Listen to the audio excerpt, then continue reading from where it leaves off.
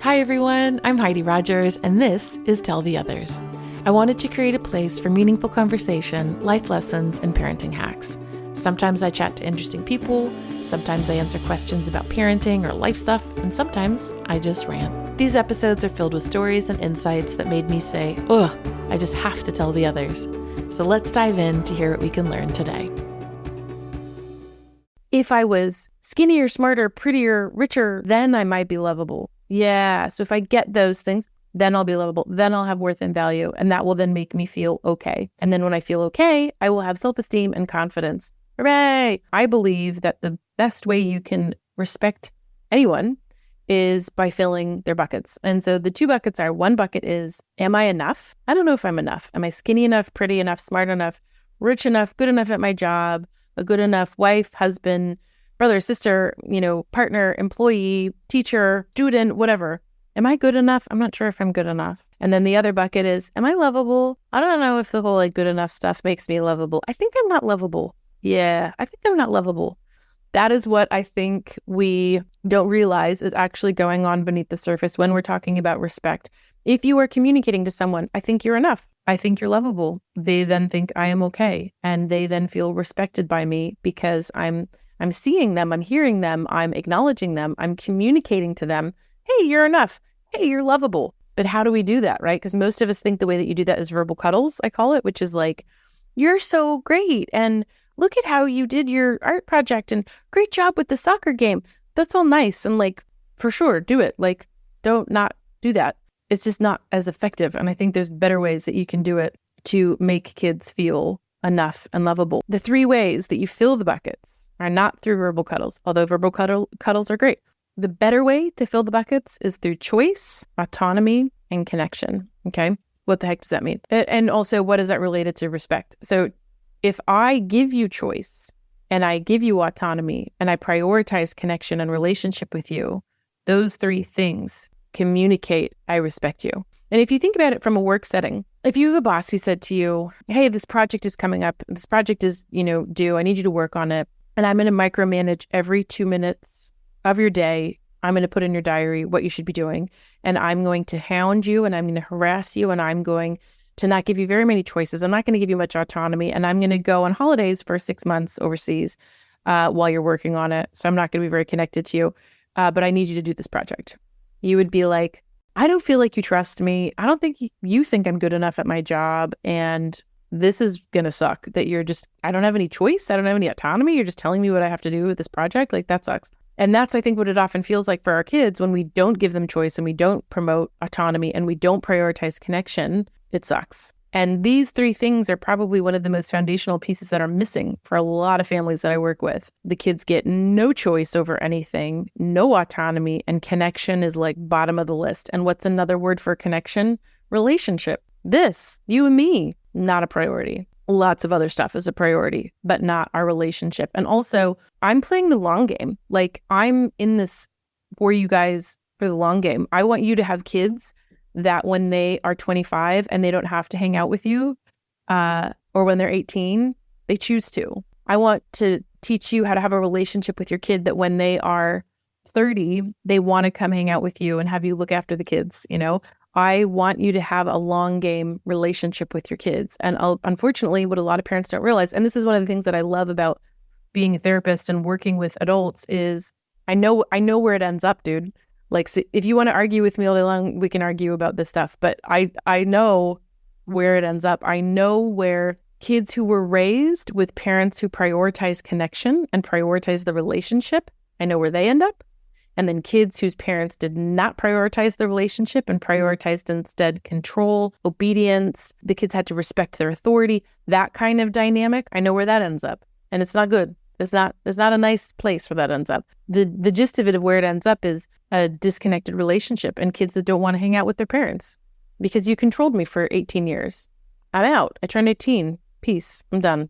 I don't want that for you. You don't want that for you, And so even if you're hearing me say some of the stuff that I say today and you're like, what? And your brain goes a little bit resistance-y about it, just reflect on that and know, where is that coming from? Well, it's probably coming from your own childhood. And if we were raised with punishment and discipline, which is how most of us were raised, because we didn't know, our parents just didn't know better back in the 70s and 80s and beyond, before that. It's like we have to change the cycle somewhere and evolve and grow and do it different.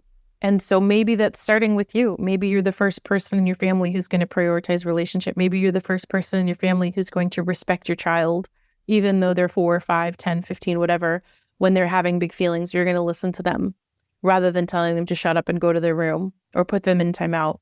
Maybe you're going to do things totally differently, and that's cool. We call that being a cycle breaker. You're breaking cycles and you're doing it different. Makes you a really good ancestor. Means that you leave a really cool legacy for future generations by it stopping with you, And when you prioritize choice, autonomy, and connection, that's what you're doing. You're being a cycle breaker. So as I talk, when I say stuff that your brain is like, that is bananas, just reflect, where's that voice coming from? It's coming from my childhood, and I was punished and disciplined and spanked and whatever. And so when Heidi talks about talking to our kids about their feelings, my brain is like, what? That's not how it goes. You're supposed to hit them and tell them to, get back in their room or whatever. Just notice, okay, I'm going to say some stuff that might be challenging, but that doesn't mean it's wrong. And that doesn't mean you can't just stay open to listening to what I have to say. And then I think the real thing what a lot of parents say to me is, it's only when I tried it, and even though I was listening to it going, this is nuts, when I started to implement it and I started to see that it worked. And it was, like the first thing that worked after, 10 years of trying to connect with my spicy kid or get them to stop doing these crazy behaviors. And this is the first time something worked. That's when I knew, okay, I'm going to do the Heidi way, and I'm not going to do the old school way of how I was raised, because I can tell it doesn't work. So yeah. Okay. So let me show you the bucket slide. All right. So you see, I was saying that, am I enough? Am I lovable? That then makes me feel okay. And we want to be filling those buckets every hour of every day. How do you fill those buckets? Choice, autonomy, and connection. When they're little, that looks like, do you want the red cup or the blue cup? When they're teenagers, it's, all right, so we agreed that we're going to do phones off at 9 p.m. I see that it is 8:50. Do you want to finish up your phone at 9 or 9:15? I can go a little bit later tonight because it's not a school night. So 9 or 9:15. Now, you see, the funny part is like, you're sitting here going, well, of course they're going to say 9:15. And if you say to the kid, what do you want for dinner? They'll go pizza and ice cream.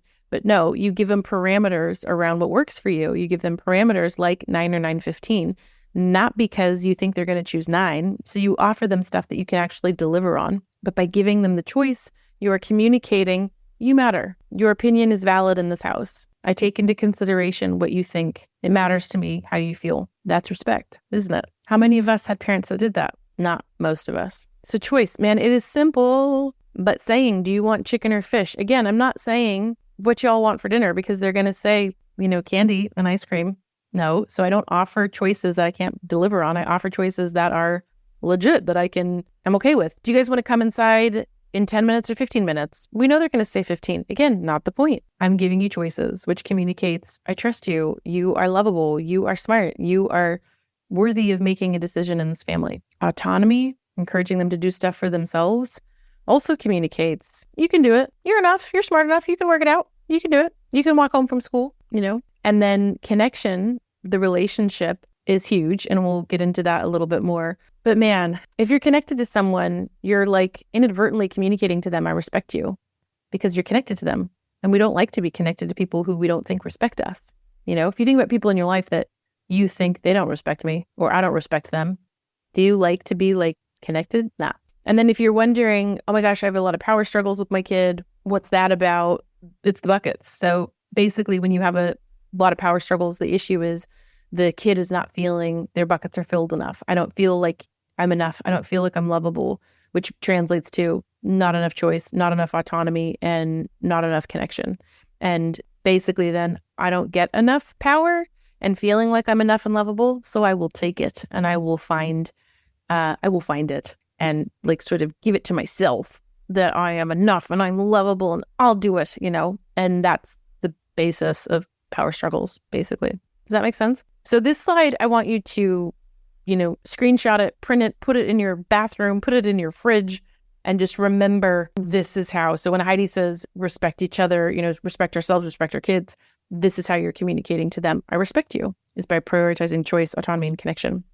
If you're a parent or a professional who works with children and you'd love some strategies that actually work with strong-willed and neurodivergent kids, Prism Perspective could be exactly what you need. Go to prismparents.com and discover a community where strong-willed children are understood, and you finally get the support you've wanted. All right, friends, thank you as always for tuning in today. Our time is our most precious asset, so I truly appreciate you sharing your time with me. I'll see you right back here for the next episode of Tell the Others.